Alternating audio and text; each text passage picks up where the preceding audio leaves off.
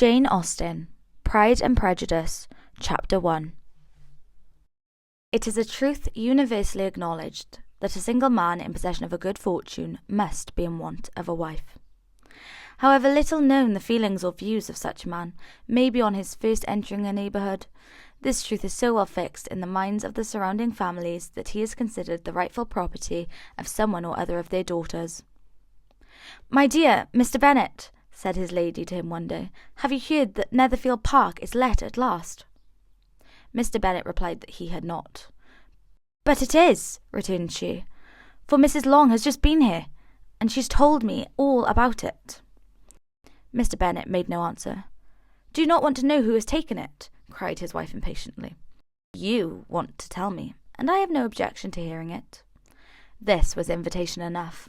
"Why, my dear, you must know. Mrs. Long says that Netherfield is taken by a young man of large fortune, from the north of England, that he came down on Monday in a chaise and four to see the place, and was so delighted with it that he agreed with Mr. Morris immediately, that he is to take possession before Michaelmas, and some of his servants are to be in the house by the end of the week." "What is his name?" "Bingley." "Is he married or single?" "Oh, single, my dear, to be sure. A single man of large fortune, 4,000 or 5,000 a year. What a fine thing for our girls!" "How so? How can it affect them?" "My dear Mr. Bennet," replied his wife, "how can you be so tiresome? You must know that I am thinking of his marrying one of them." "Is that his design in settling here?" "Design? Nonsense! How can you talk so? But it is very likely that he may fall in love with one of them, and therefore you must visit him as soon as he comes." "I see no occasion for that. You and the girls may go, or you may send them by themselves, which perhaps will be better still, for as you are as handsome as any of them, Mr. Bingley may like you best of the party." "My dear, you flatter me. I certainly have had my share of beauty, but I do not pretend to be anything extraordinary now. When a woman has 5 grown-up daughters, she ought to give over thinking of her own beauty." "In such cases, a woman has not often much beauty to think of." "But, my dear, you must indeed go and see Mr. Bingley when he comes into the neighbourhood. It is more than I engage for, I assure you."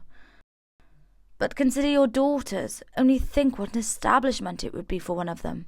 Sir William and Lady Lucas are determined to go, merely on that account, for in general, you know, they visit no newcomers. Indeed, you must go, for it will be impossible for us to visit him if you do not. You are over-scrupulous, surely. I dare say Mr. Bingley will be very glad to see you, and I will send a few lines by you to assure him of my hearty consent to his marrying whichever he chooses of the girls, though I must throw in a good word for my little Lizzie." "I desire you will do no such thing. Lizzie is not a bit better than the others, and I am sure she is not half so handsome as Jane, nor half so good-humoured as Lydia, but you are always giving her the preference." "They have none of them much to recommend them," replied he. "They are all silly and ignorant like other girls, but Lizzie has something more of a quickness than her sisters." "Mr. Bennet, how can you abuse your own children in such a way? You take delight in vexing me. You have no compassion for my poor nerves." "You mistake me, dear.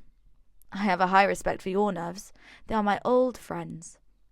I have heard you mention them with consideration the last 20 years at least. Oh, you do not know what I suffer.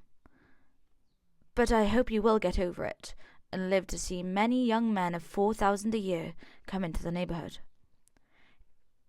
"It will be no use to us if 20 such should come, since you will not visit them." "Depend upon it, my dear, that when there are 20, I will visit them all."